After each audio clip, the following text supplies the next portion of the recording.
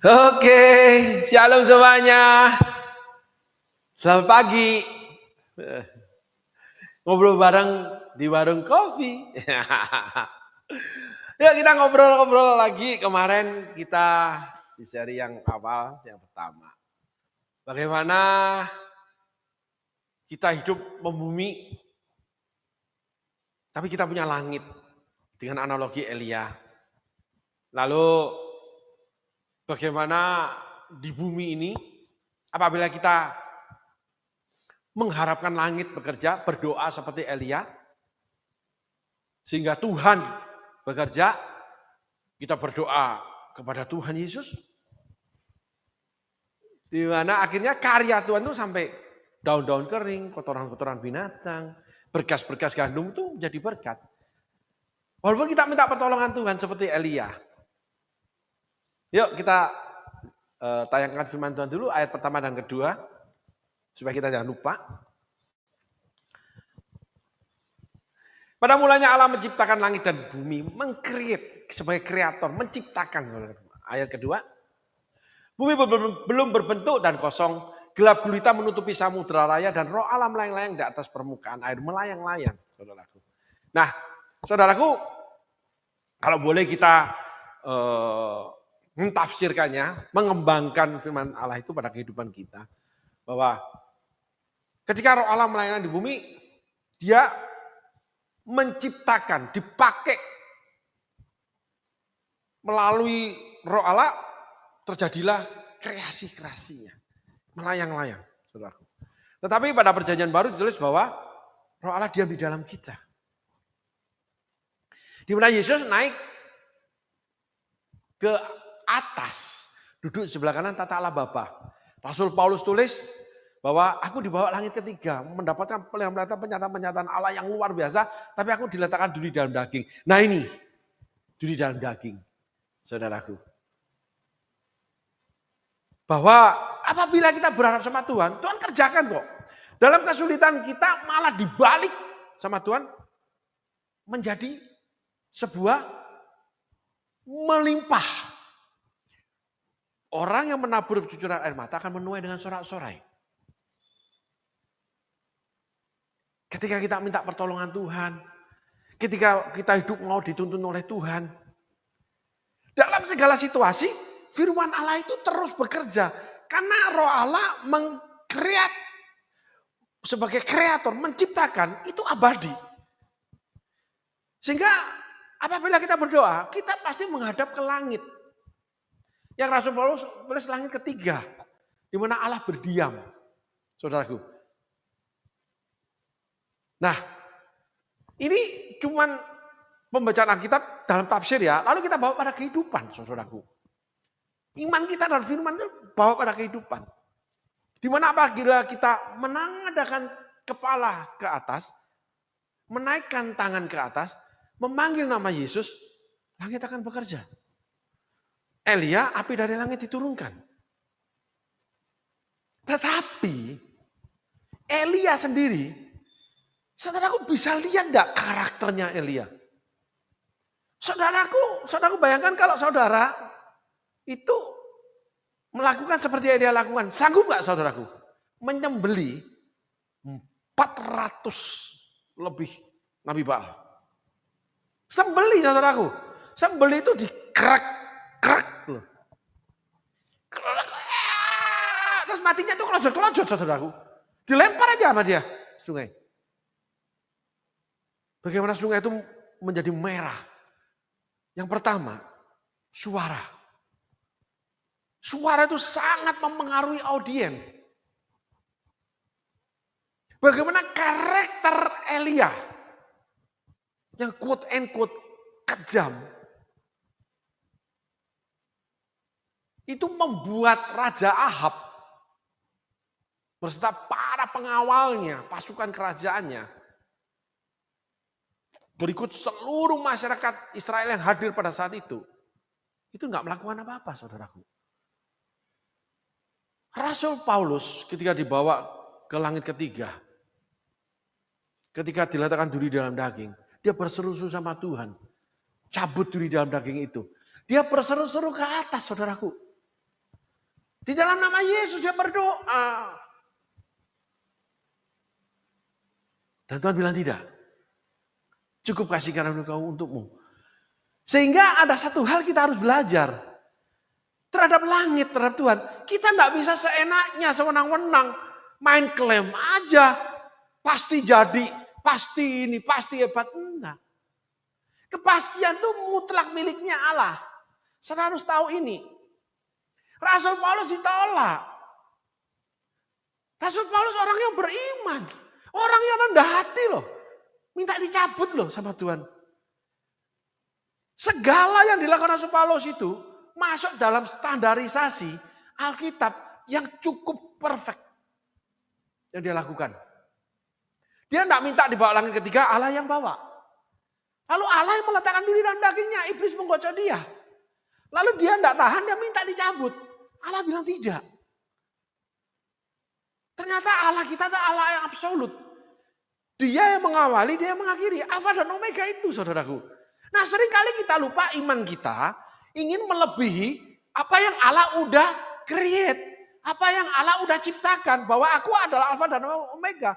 Aku yang mengawali, aku yang akan mengakhiri. Gak bisa saudara di tengahnya itu saudara ingin mengakhiri. Gak bisa. Dalam segala hal. Termasuk panggilan-panggilan pelayanan, hubungan suami istri, di mana saudara juga bisa tentang bergereja.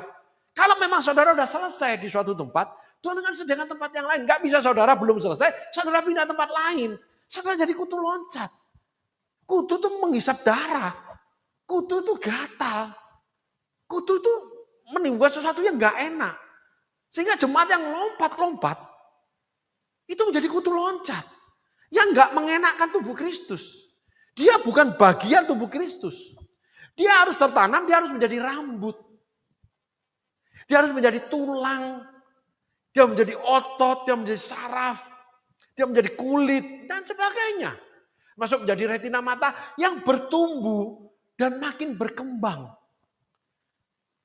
Sehingga apabila saudara menjadi kutu loncat, saudara akan berkembang. Karena saudara memutuskan sendiri mengakhiri perjalanan saudara di sebuah gereja, sebuah pelayanan, sebuah pernikahan.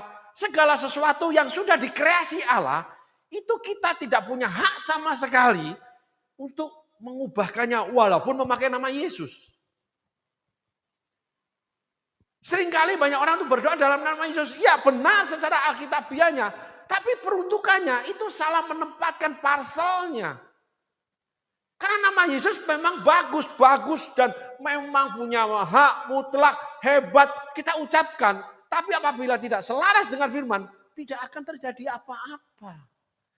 Ketika saudara sedang diproses, saudara nggak bisa melewati hukum. Padang gurun. Bangsa Israel tidak bisa menghindari tiang awan, tiang api. Bangsa Israel tidak makan namanya mana, roti dari surga. Ketika ingin daging, Allah tiupkan itu burung puyuh. Bangsa Israel tidak punya pilihan. Tapi bangsa Israel bisa membelot keluar daripada jangkauan tiang awan, tiang api, saudaraku. Jadi kalau siang itu tiang awan supaya teduh. Padang gurun itu panasnya luar biasa, saudaraku. Kalau malam dinginnya luar biasa. Karena saya pernah ada di padang gurun ketika ke Holy Land, ya, waktu di Dubai, itu kami sempat sore hari kira-kira jam maghrib lah saudara, jam 6, setengah 6 gitu. Kami turun dari kendaraan, itu anginnya, lalu udara itu dingin menusuk saudaraku. Sore hari, kalau siang panas mataharinya. Bukan gosong, kebakar saudara, telur aja matang. Cuaca ekstrim. Nah ketika saudara diproses, saudara mengalami ekstrim. Saudara nggak bisa namanya menghindar daripada keputusan Tuhan. Saudara lalu nggak mau ikut tuntunan yang ada api. Saudara mati rohaninya. Saudara akan mati. Nggak sudah aku putuskan jadi pengusaha aja, aku nggak mau full time. Nggak sudah aku putuskan jadi full time, aku nggak mau pengusaha. Sama aja. Jadi full time jadi berkat oleh karena Allah titipkan firman-Nya, pekerjaannya untuk dilakukan menjadi hambanya. Menjadi pengusaha orang-orang yang membiayai kalau bahasa modernnya. Orang-orang yang membawa persembahan ke rumah Allah. Bahasanya perjanjian lama, perjanjian baru. Persembahan-persembahanmu itu harum di hadapan Tuhan. Paulus tulis dalam perjalanan dia untuk menginjil. Dan dibutuhkan pengusaha-pengusaha. Aquila, Priscilla, Lydia, dan sebagainya. Enggak laki, enggak wanita, saudaraku. Sakius pemungut cukai, Marta, Maria. Orang-orang yang membawa persembahan kepada Tuhan dalam Tuhan pelayanan penginjilan. Dan mereka tidak menjadi Petrus, tidak menjadi full time. Saudara harus pahami ini dulu. Sehingga ketika saudara dipanggil Tuhan, menerima Yesus sebagai Tuhan dan Juru Selamat, Tuhan sedang mengawali dan saudara sedang mengawali bersama Tuhan. Saudara nggak bisa tengah jalan menghindar Tuhan. Saudara akan mati dalam kehidupan yaitu di padang gurun. Tetapi kalau bersama Tuhan, pertolonganku datang darimu. Pegang tanganku, jangan lepaskan. Ingat, dia Alfa dan Omega. Dia mengawali, dia akan mengakhiri. Karena dia Allah yang tidak pernah mengingkari janjinya. Ketika dia memanggil kita sebagai anak-anaknya, kita mau tidak mau harus jalan di dalam tuntunan dia. Apabila kita jalan sendiri, kita akan dibakar oleh neraka namanya matahari dunia.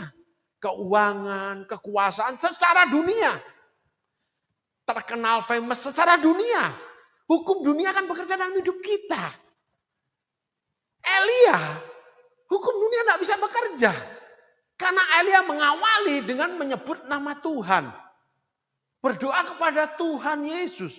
Api dari langit diturunkan, dibakar. Nabi Baal disembelih, enggak ada satu yang bisa bergerak.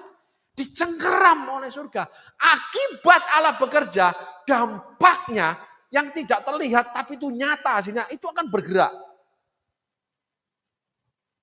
Karena nama Allah dimuliakan oleh Allah sendiri. Karena kita berdoa kepada Allah untuk Allah memuliakan dirinya atau Allah melakukan tindakan dalam situasi kehidupan kita. Sehingga hari ini kita belajar, saudaraku.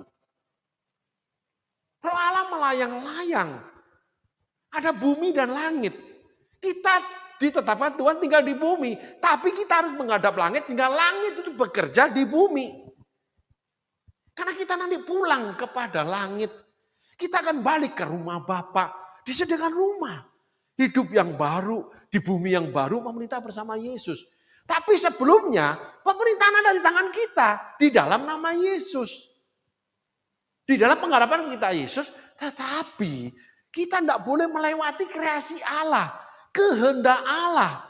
Paulus mengajukan cabut duri dalam daging. Di luar konteks apa yang Allah kehendaki. Allah bilang tidak. Justru dalam kelemahanmu, kekuatanku sempurna bekerja. Nah, kita sampai di titik ini, saudaraku. Di mana kelemahan saudara? Apa yang saudara kurang doa? Tuhan tapi terus kok izinkan terjadi. Jangan-jangan ini salah satu perjalanan hidup saudara. Bangsa Israel harus makan mana? Minum air dari batu. Karena ketemu oasis itu susah. Jutaan orang itu nggak mungkin bisa satu oasis dikumpulin jutaan orang. Nggak nututin. Bayangin batu karang mengikuti mereka memberikan air. Jutaan orang. Satu orang satu galon itu jutaan galon. Sebesar apa pabrik air mineral itu saudaraku? Itulah absolut Tuhan. Di dalam absolutnya kuasanya itu seperti langit. Kamu memandang itu ada tapi kamu tidak bisa jamah. Tapi jelas dia langit itu menaungi kita. Keberadaan Allah, pengerjaan Allah di dalam karya dan hidup kita. Jelas kita bisa pandang tapi kita tidak bisa menjamah. Paulus ingin menjamah keputusan Tuhan. Walaupun Tuhan belum ngomong. Sehingga ada doa-doa yang memang Tuhan tidak kehendaki. Kalau bapak-bapak pendeta bicara bahwa ada doa yang diterima, ada doa yang nanti dijawab, ada doa yang ditolak. Cukup kasih karuniaku kepadamu. Dalam kelemahanmu, sempurnalah kuasaku bekerja. Sehingga kehidupan itu tidak bisa semuanya menang. Jadi saudara setelah puas dengan rohani, saudara menginjak yang lain. Nggak puas dengan rohani, menginjak yang lain. Setelah bekerja satu perkara, nggak puas perkara yang lain. Saudara akan dihinggapi yang namanya saudara menjadi serakah penguasa langit. Saudara sendiri berharap pada diri saudara. Saudara mengandalkan kekuatan saudara, mengandalkan manusia-manusia di bumi. Celakalah orang mengandalkan sesamanya dan mengandalkan kekuatannya sendiri. Diberkatilah orang yang mengandalkan Tuhan. Sehingga betapa pentingnya, betapa hebatnya kisah tentang Elia. Dan betapa sebagai batu penjuru, sebagai sau bagi jiwa kita, ketika kita berdoa, kisah Paulus di dalam daging. Sehingga tidak semua doa dikabulkan, karena ada doa-doa yang melewati atau mengubahkan keputusan yang Allah akan putuskan di dalam kehendaknya yang sempurna dalam hidup kita. Sehingga Paulus mengatakan, carilah kehendak Allah yang sempurna. Nah, di dalam kesempurnaan Allah itu ternyata diletakkan ketidaksempurnaan Paulus. Di dalam ketidaksempurnaan Elia yang kejam menyembelih Nabi Baal. Di situ terletak kesempurnaan Allah. Nah, akhirnya kita nih hari ini kita belajar. Siapakah aku ini Tuhan, jadi biji matamu. Daud dalam segala keteledoran, kejahatan, kelalaian, kedegilan, kebebalan. Daud itu disempurnakan Tuhan sampai dikatakan biji mata Allah.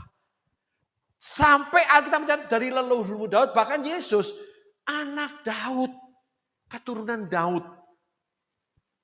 Bahkan leluhur daripada Yesus lahir, itu ada yang namanya pelacur.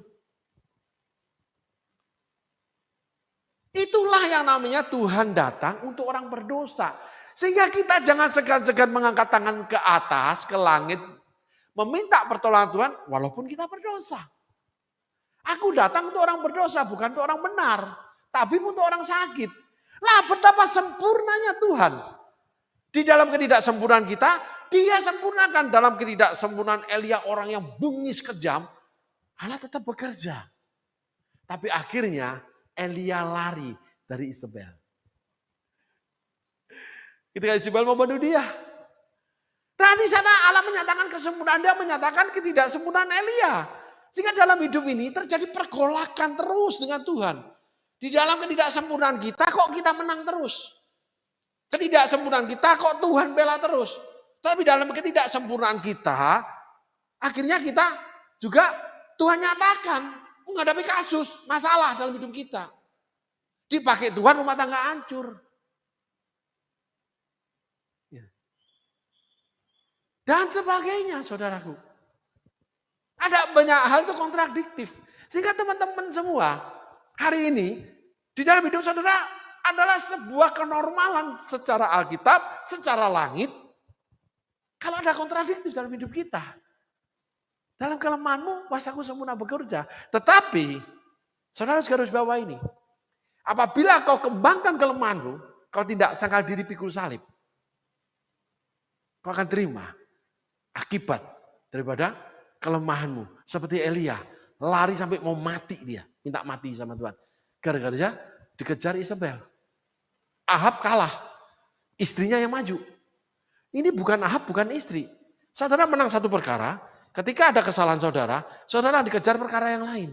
Di mana saudara akan kalah. Itulah cara Tuhan bekerja. Sehingga saudara harus memperbaiki diri. Menengok kesalahan itu, lalu mulai belajar menyangkalinya dengan memikul salib. Nah, next episode kita akan bicara mulai menyenggol bagaimana sih setelah kita bahas kehidupan langit dan bumi ini. Salah satunya menyangkal diri pikul salib. Sehingga hari ini saudara kita belajar bahwa apa yang dialami saudara hari ini, apa kelemahan saudara, apa salah saudara sama Tuhan. Langit tidak pernah tertutup, langit selalu terbuka untuk kita. Doa-doa kita pasti didengar Tuhan di dalam nama Yesus. Karena ada materai Roh Kudus, ada darah Yesus menebus kita. Kita punya hak, punya kuasa. Tetapi di dalam kelemahan kita, ketika kita berdoa, Tuhan akan bela. Tetapi dalam kelemahan itu pula, kamu harus terima akibat. Supaya kamu belajar. Jangan perbesar kelemahan. Jangan ikuti keinginan daging. Udah tahu salah masih terus. Di situ kamu akan bayar harga yang mahal. Saudaraku, Elia bayar harga yang mahal. Sampai dia mau mati lari dia. Sampai Tuhan harus kejar dia. Kasih makanan roti supaya masih tetap hidup. Dan banyak orang seperti itu. Dipakai Tuhan ingin mati. Dikejar kesalahan. Diberkati Tuhan ingin mati rasanya. Dikejar kesalahan. Sehingga Tuhan harus kasih mana dari surga itu dulu. Setelah itu baru Elia masuk ke gua. Dia bertemu dengan Tuhan. Amin saudaraku. Yuk hari ini kita belajar. Mau benar mau salah. Angkat tanganmu ke surga. Datang kepada Bapa di surga. Tapi ingat. Walaupun Bapak bela. Kamu tetap diberkati. Karena kamu melakukan firman. Kamu tetap dipakai. Karena kamu memang dipanggil. Dia tidak pernah ingkar janjinya. Tetapi setiap kesalahan kelemahan. Yang terang-terangan kamu buat. Yang udah tahu nih, itu membuat Adam dan Hawa diusir keluar dari Taman Eden. Kenapa? Karena ada pemberitahuan dari Tuhan. Diberitahu dia, jangan mau makan buah ini. Adam diam ketika istrinya makan lalu dikasih ke dia, diterima. Persembahan dunia diterima nih. Perilaku dunia diterima nih. Dimakan, masuk ke dalam tubuhnya, akhirnya menguatkan tubuhnya. Cara-cara dunia menguatkan pekerjaan. Cara-cara dunia menguatkan pelayanan. Banyak terjadi itu saudaraku. Wih, gagah perkasa karena uang. Gagah perkasa pelayanan besar. Tapi di dalamnya banyak tipu dusta. Banyak hal-hal yang dilarang oleh Alkitab. Di mana iblis nongkrong di sana. Yang diawali dengan iblis menanyakan pada saudara. Karena saudara tertarik. Hal-hal yang tidak cukup kasih karunia Allah. Nah, kita hari ini belajar sampai titik ini. Cukupkan apa yang ada padamu. Bumi dan langit, kita hidup di bumi. Kita berseru pada langit, langit pasti tolong. Bahkan berkas-berkas yang membuat hidup kita melimpah. Tetapi di dalamnya tetap ada ketidaksempurnaan. Setiap orang yang berhasil dalam hal apapun, di dalamnya ada ketidaksempurnaan karakter yang harus dibentuk Allah. Melalui proses padang gurun lah, dan sebagainya. Nah di situ adalah proses memperbaiki diri. Diperbaharui dalam roh dan pikiran. Paulus tuliskan itu. Karena Paulus mengalami banyak. Cukup kasih karuniaku. Hukum daripada roh. Apa yang baik ingin lakukan, yang jahat aku lakukan. Roma. Galatia tulis hukum daging, hukum roh. Paulus mengetahui. Sehingga Paulus terus menyalibkan dirinya. Lolos dia. Daud, udah. Dapat hukuman banyak belasan kali tegur Tuhan. Adam dan Hawa diusir. Karena kita terang-terangan melanggar. Nah, saudaraku, kalau kita tahu itu sudah bukan kehendak Tuhan, itu salah. Saudara belajar melakukan. Sehingga otot-otot kebenaran itu saudaraku, itu bekerja. Tubuh saudara sehat bukan karena dunia yang beri, karena Tuhan yang beri. Karena bumi ini diberikan buat kita awalnya. Adam menyerahkan pada iblis. Tapi Adam kedua lahir menebusnya. Menebus kita. Dan kita diberikan hak untuk menguasai lagi bumi dan segala isinya. Tapi ingat, di dalamnya sudah ada setan yang dibuang ke bumi. Maka nangkring di pohon dia. Adam nama jatuh, setan sudah nangkring di bumi nih. Nah kita berhadapan dengan ini nih, musuh kita nih. Yaitu setan kan pakai bukan danang jadi genderuwo, enggak, jadi vampir, enggak. Kenikmatan dunia, yaitu hawa nafsu daging. Nah sekarang kita mulai belajar nih, memperbarui diri, memperbaiki diri.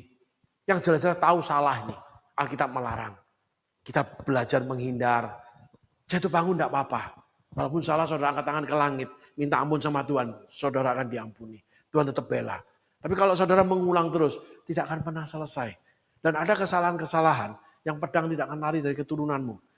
Daud dihukum sakit, anaknya mati, dan sampai hari ini bangsa Israel terus berperang. Ada kesalahan Daud. Pedang tidak pernah lari dari keturunanmu sampai sekarang.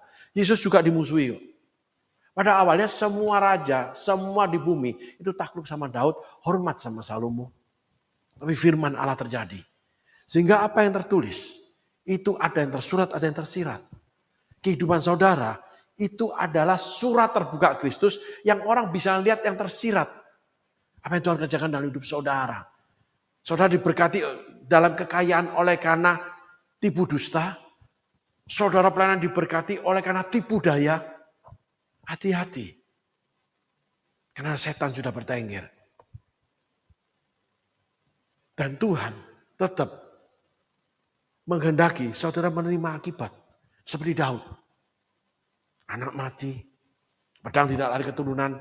Dia mati dalam sakit yang lama. Amin saudaraku. Mari hari ini kita belajar.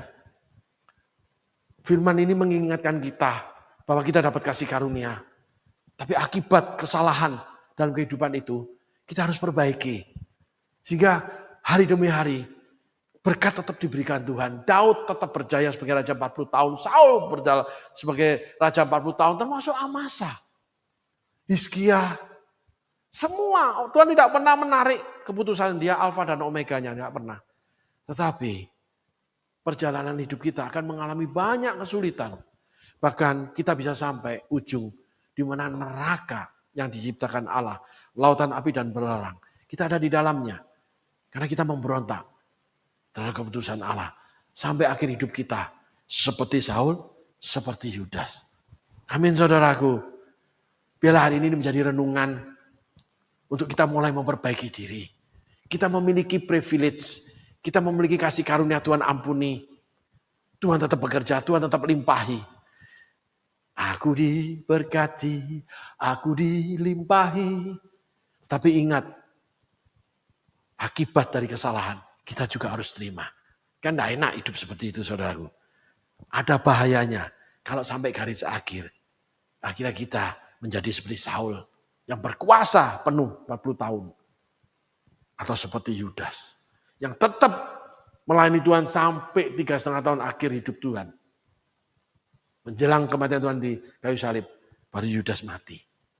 Tetap melayani, tapi akhir dari pelayanan kita ditolak surga. Tetap diberkati, tetap memberkati pelayanan, tapi akhirnya kita ditolak surga. Seperti Yudas, seperti Saul. Tuhan Yesus memberkati. Terima kasih.